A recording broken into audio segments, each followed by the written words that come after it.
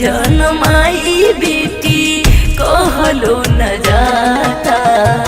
बेटी की इज्जत आई हवा रोज लुटाता।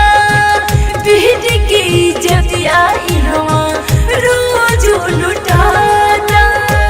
नारी कुंवारी नहीं केहू के सुझाता। बेटी की इज्जत आई हवा रोज लुटाता। बेटी की इज्जत आई हवा रोज लुटाता। Vindhyavasini recording studio Delhi.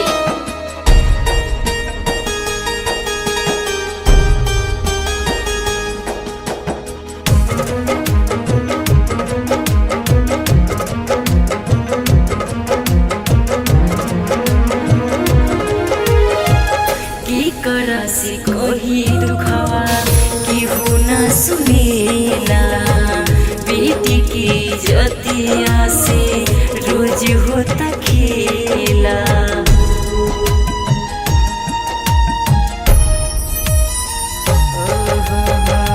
की करसी कोही दुखवा केहू न सुनेला।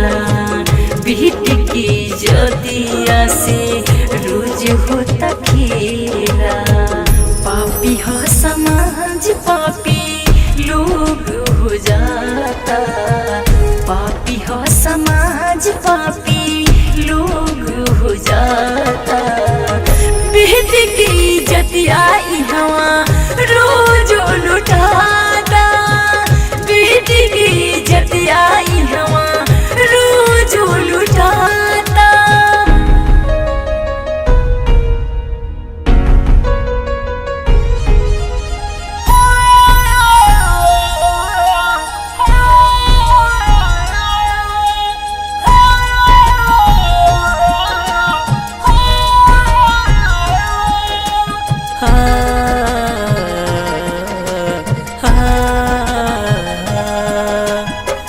रूपी धर्मेंद्र खाली सोचे यह बात हो।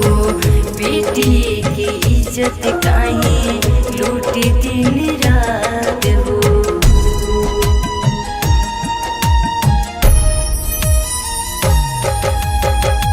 पूजा विशाल खाली सोचे यह बात हो।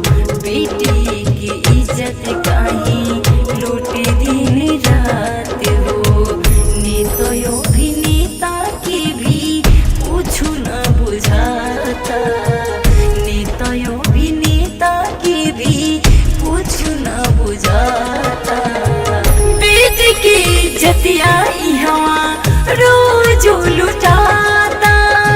बेटी की इज्जत आई हवा रोज लुटाता। Vindhyavasini recording studio Delhi.